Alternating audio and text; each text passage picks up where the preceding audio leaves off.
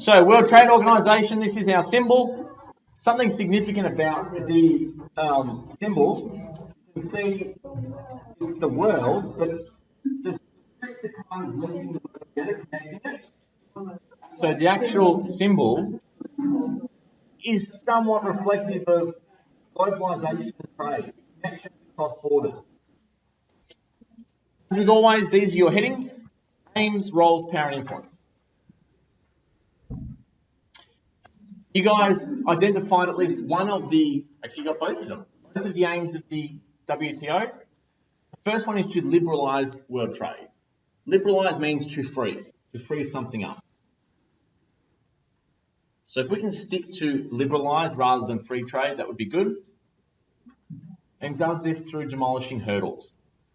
So with the Apple example, there was a hurdle in place. The Australian government put in place a hurdle to the trading of apples. The WTO aims to free up, to demolish those hurdles. Secondly, it aims to promote economic growth. So the belief is that if you get rid of hurdles, states will grow because more trade will happen. And it's a pretty consistent economic formula. It's what happens when you get rid of obstacles to trade. No, absolutely, it affects.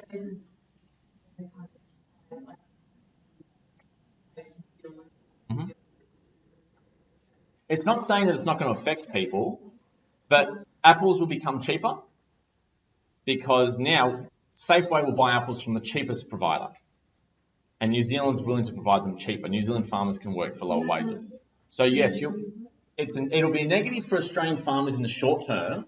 It's a positive for the Australian taxpayer. Number one, we get cheaper apples. Number two, we stop paying higher taxes to subsidise Australian farmers. So competitiveness is about things that it actually helps in terms of health as well, because if fruit and veg is cheaper, lower and middle class people can afford more of it. But yes, it definitely has negative effects on some people.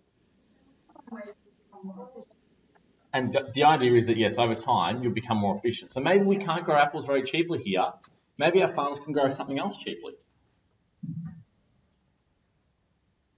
An introduction. This is made by the WTO, so it's very positive. Overly positive. Look around you. Chances are you are wearing, holding, or looking at something that's been imported. Very likely your genes and the technology inside your phone come from a foreign country. They are imported goods and services. Trade is part of our lives. It's what makes the world go round. But in today's world, trade is becoming more complex as more and more countries join the global economy. Imagine this complex trading network without common rules. It would be like a busy day on the road without traffic lights. That's where the WTO comes in. Created in 1995, it expands on a system for trade among nations built over 6 decades. But what has the WTO achieved since its creation? The WTO is stability. Its thousands of pages of rules are the traffic signs for exchanges between nations. They help companies operate across borders. Companies know that a country belonging to the WTO will be fair with imports. No big surprises. But where do these rules come from? From our members, the governments that make up the WTO. Together, they negotiate new rules for trade and new space for imported goods and services. Rules are agreed by consensus. You only apply rules once you've agreed upon them with your trading partners. Negotiations sometimes focus on just one sector, and shortly after the WTO's creation, it successfully completed a number of agreements. However, negotiations can also cover a wide variety of different issues. For example, the Doha Development Agenda. This is particularly key. Just like all IGGs, they get their power from states. So the WTO doesn't create anything. It facilitates the creation of an agreement. So states have to sit in that room and all agree to change the rules on farming tariffs. Well, they all agree to change the rules on the trading of information borders. So the success and failure of all of our IGGs are essentially dependent on states. If the state doesn't want to be involved in the IGG, it can withdraw altogether. And therefore it doesn't have to abide by any of the agreement. So it's always going to come back to states and their willingness to be involved. In 2001, it seeks to reduce trade barriers and improve rules for trade in goods, services, and more. It also seeks to rebalance the system in favor of developing countries. Reaching an agreement with such wide-ranging implications takes time.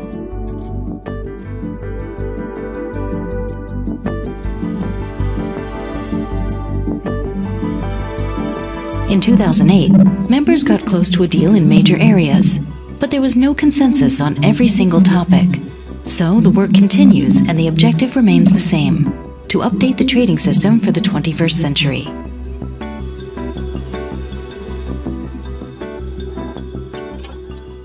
It's good to have rules, but if you don't respect them, they're of no use. The WTO helps countries resolve their trade. She spoke about rules.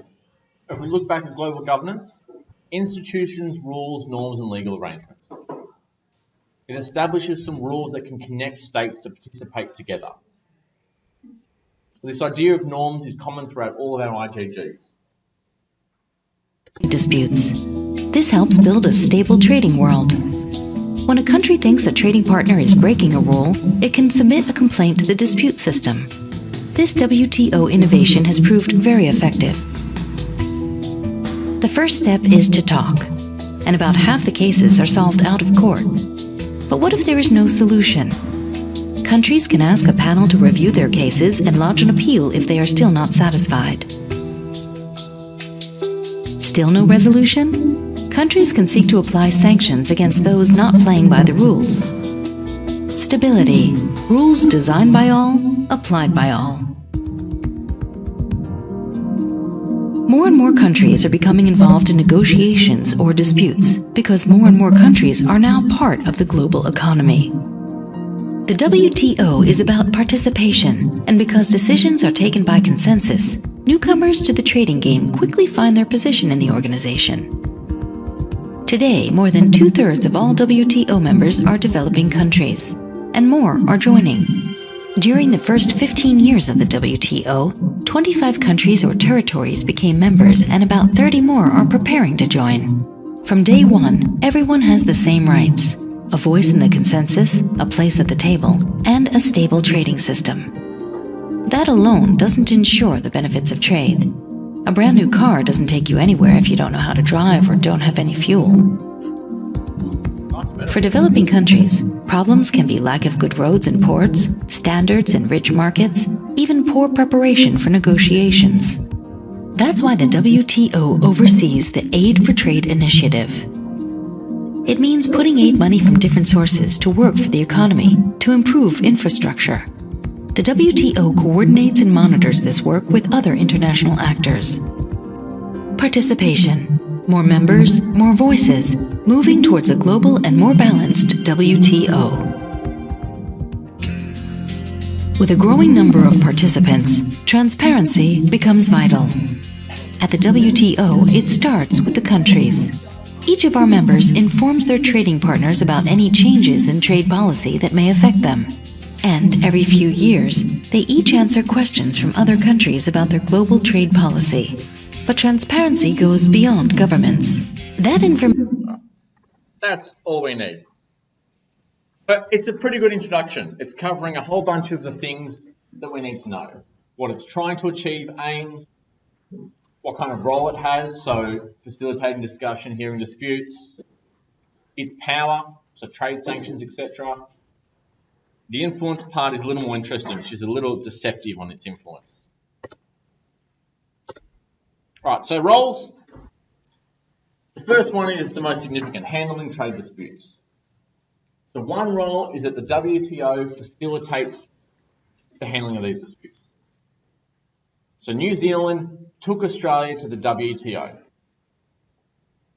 And the WTO's role was to facilitate and hear this dispute and then rule on the case. Is that the Apple? And that's the Apple example.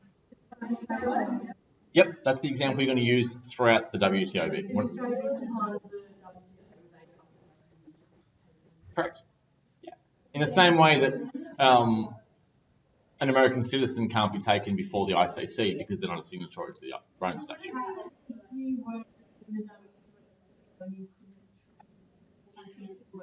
No, you can still trade. Trade still happens, but you don't get the benefits. So, for example, if somebody is screwing you over by putting tariffs on your products, there's no arbiter. You can't take them to court because this is like the World Court for Trade. Amen. Yep.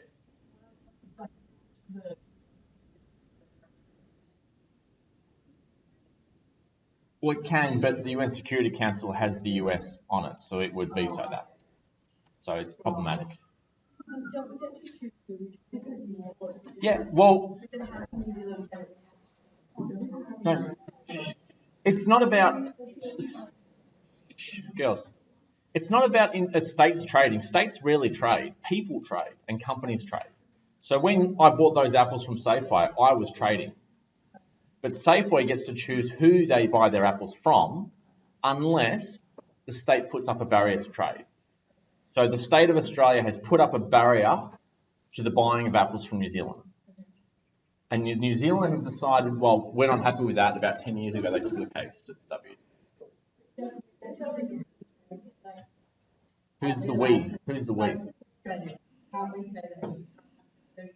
Not if you want to be a member of the World Trade Organization. No, because if you put up barriers, you're restricting trade, you're restricting competitiveness. We're not allowed to say no when you're at. Correct. We can say no to things, but if another state disagrees with us, they can have this case heard at the WTO. So this is where unfair trade is heard, if you like. If there's a disagreement about what's unfair, the World Trade Organization will hear that case. They're like the arbiter, the judge. So the first bit is the disputes bit. When there's a dispute about trade, a dispute about, in this case, apples, WTA will hear that. It also administers a whole set of rules bound up in agreements. The WTO tries to facilitate those agreements. It holds these huge conferences where all the states turn up, the Doha round, for example, and it tries to get agreements passed. So it's always about facilitating trade-related activity. Power. Yeah, there's a bit of text here. Essentially, its power is bound up in the dispute settlements body. So this is the body that hears disputes. So this body actually has a fair bit of power. Because if you don't comply with certain agreements, and Australia wasn't complying with the agreements about the trading of fruit and vegetables. We had stopped people from being able to buy New Zealand apples about 80 years ago. So we weren't complying. So the power the WTO has is to haul the state before this tribunal, the dispute settlements body. And so you have to turn up. You're being summoned to the WTO. What happens there? Well, you've got some sort of settlement of the dispute. And I'll put soft here so that you can think about the soft power aspect.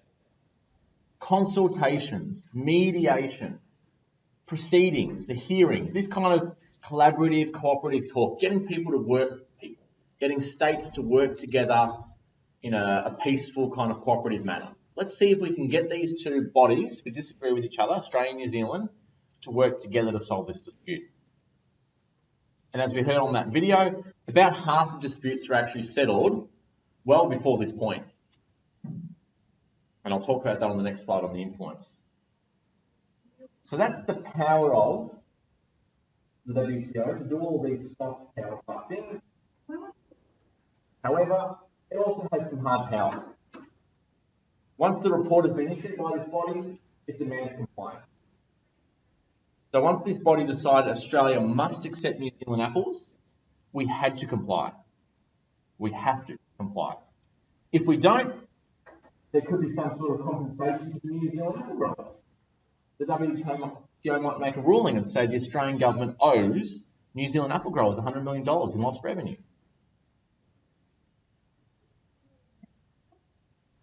Dispute Settlement Body, DSB.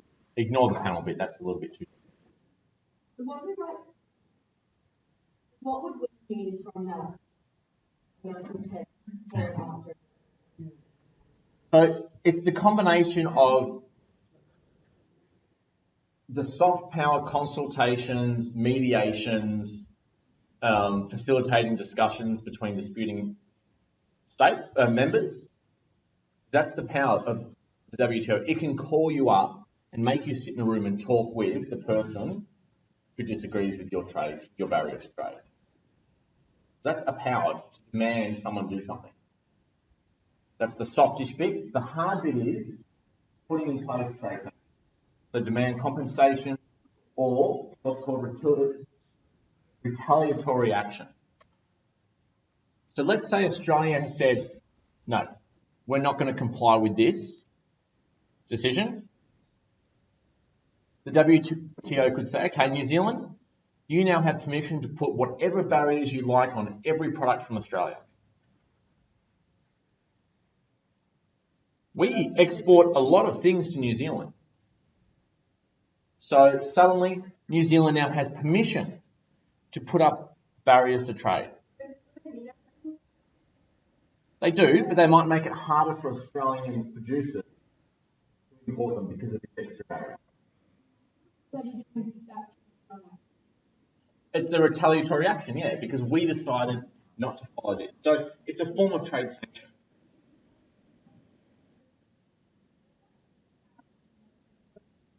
Yes, it is the opposite of what they're trying to do, you're right, but that's one of the mechanisms to get states to do what you want them to do. But that applies to all states. The same thing would go the other way if New Zealand had barriers to Australian trade. So it's there as a threat. It's the hard power, it's the stick. If you do not comply with the WTO and you are a member, you might suffer some sort of trade sanction, like the suspension of concessions. So a concession is a benefit you get. Australia gets benefits by being a member of the WTO. If we start breaking WTO rules, we lose those benefits. So all these different states which have to reduce their barriers to our goods can now increase those barriers again. And that's going to hurt our producers. So the power is both soft, co-opting, encouraging, etc., and hard. The threat of trade sanctions, the threat of retaliatory action, demand.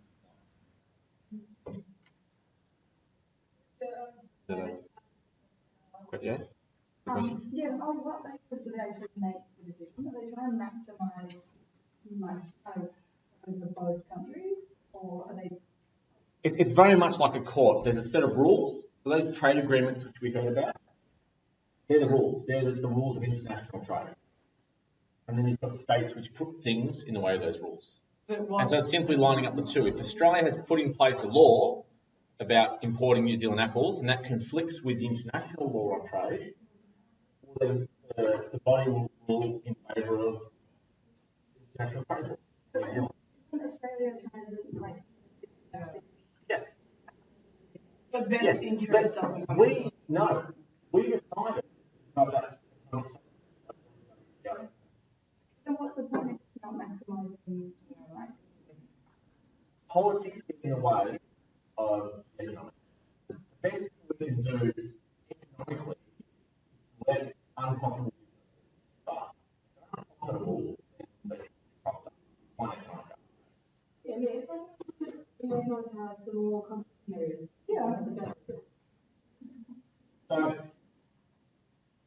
the things in Safeway, holes from Australia. It's expensive to grow rice in Australia. You have to pay the workers $40 an hour. If you're growing rice in Thailand or Vietnam or Malaysia, you're paying the workers a couple of dollars an hour. Rice is incredibly cheap in our supermarkets because wages are lower in those Asian countries. If we have a barrier to the importing of rice, the cost of rice is going to go up exponentially, dramatically. We're only going to be able to get rice from Australia, from Australian growers of rice, and they're going to have to pay high wages, high transportation costs. But politically, it's a bad move because farmers are voters and car workers are voters.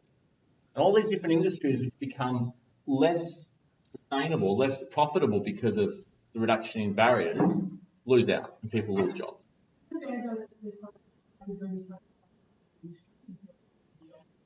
The idea is that we get better at different industries, more at industries that we do better. Education, for example, is our second biggest export. We do it really well. Yeah, we export education. Students come here to study and they take with them knowledge. The question with this,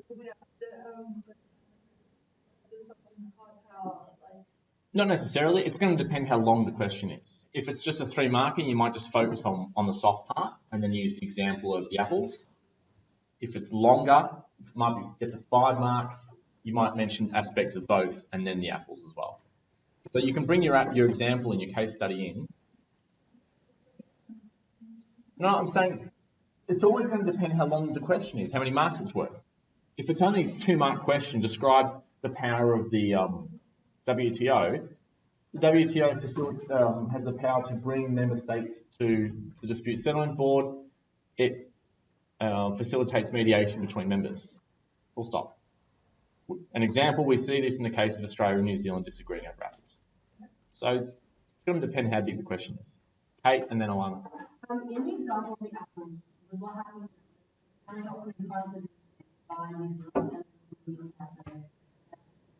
Yes. Now, there's an article in here which we're going to get to, which is it's a full-page news article on that case. But essentially, it's quite a simple example. There's a barrier to trade which Australia put in place. New Zealand farmers didn't like it. They lobbied New Zealand government. New Zealand and Australia are both members of the WTO, but New Zealand took us to the WTO. WTO said, the Kiwis were right. Alana? My example, Okay. It's a quick map which shows that most of the trading world is within the WTO. Everyone's got on board. There are still some states there, but they're mostly dysfunctional states that don't trade a lot anyway. I think they're ones which are waiting approval or are half in or observer states. But the point of this is that most of the trading globe is involved in the WTO. They realise the benefits of free trade. No, they trade, but they don't have to abide by. It's the same thing with the ICC. Just because you're not a member of the ICC doesn't mean you don't try genocide. You still hear trials of genocide. You just don't do it through the ICC. So everyone trades. The ones in green have to abide by WTO agreements. They're the ones that created those agreements, though. You've got to remember that. This graph captures global trade over the last 24 years. Just a quick visual to show you that despite the dip in 2008 because of the global economic crisis, trade is always increasing. And I found a graph which went further back and goes back to 1700. And it's just been like this huge steep spike, especially the last 10 or 15 years in global trade. So it's almost like it was dead flat like this. And then we got to the mid-1950s.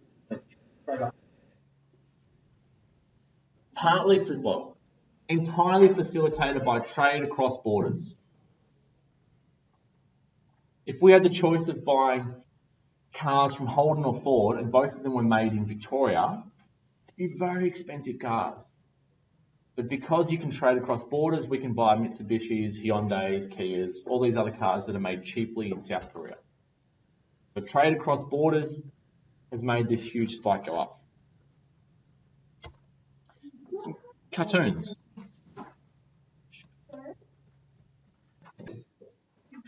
So the influence. We're up to the last bit of your notes. It is influential. It has been influential.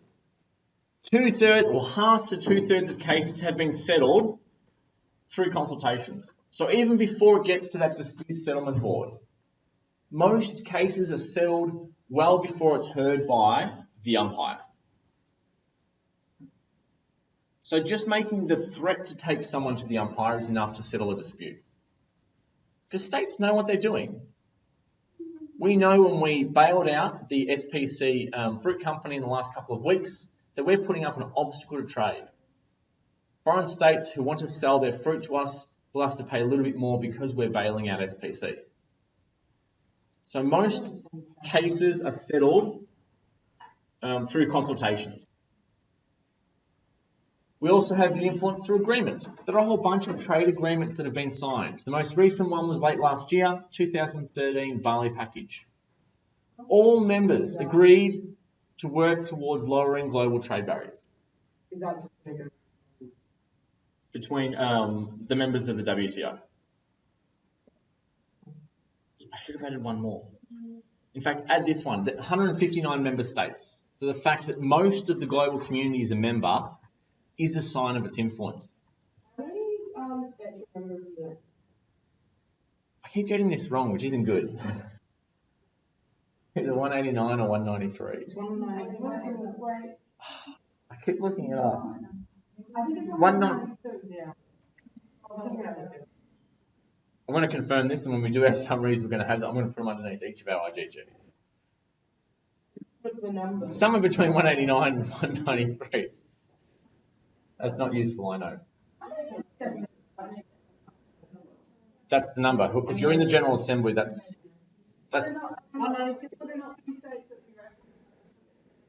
no. To be a state, you have to be a member of the UN. That's the generally accepted rule about what makes you a state. When you're internationally recognised by the United Nations, you apply through a process. Long process. Just a couple more. We are short on time. We've got 4 or 5 minutes. 159 for the WTO. That's a sign of its influence. Most of the world community wants to be a part of this body. They see the benefits. It's influential because it does impact on a state's economic sovereignty. We can't make decisions about what goods we don't want to accept. If we put up barriers to trade, the WTO will overrule them. It's also influential because it can apply trade sanctions. So it can influence what a state does. That makes it influential. Now don't forget, we choose to be a part of this group. So if you're going to talk about the giving up of sovereignty, you also have to talk about the benefits, why we choose to do this, the economic reasons. So yes, it is influential. You can use the Apple case as an example. It has been influential, or it is influential in these ways. Here's an example when it settled this dispute between Australia and New Zealand, etc., etc. However, it's limited as well. Ultimately, it can't override state sovereignty. It might sound like I'm contradicting myself here. States choose to be a part, and they can choose to not be a part. There's number one. States are also the ones who create the rules. So the bottom line, states choose to create that. So it's this dilemma you're going to constantly deal with the IGGs. Yes, they have power, but they have power because we gave it to them. So we can limit their influence by not passing effective agreements. That's what's been happening for some time now. The agreements on farming almost non-existent because America doesn't want free trade with farming. It would kill their farming industry. And the EU doesn't want free trade on farming. It would kill European farmers. Their wages are too high. So it's limited in its effectiveness of states. If you want to get on this, I think the argument is based on wanting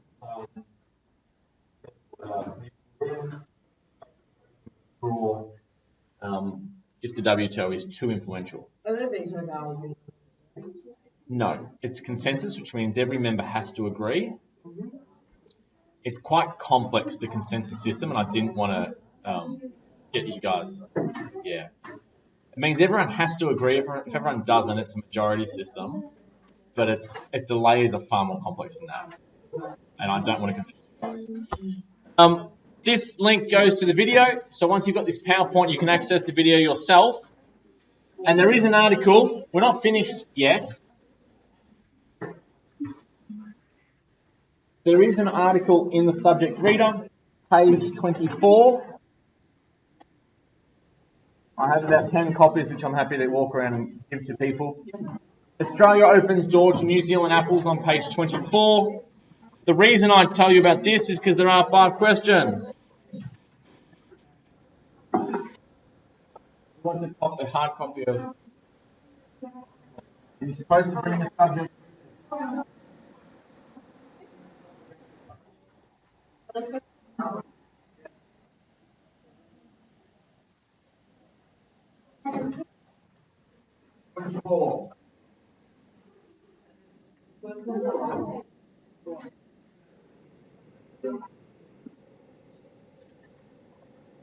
Ideally, the start of tomorrow's lesson because I want us to do IMF tomorrow. We really need to. Yes. The questions are on the PowerPoint. Write them down now or grab the PowerPoint from my portal.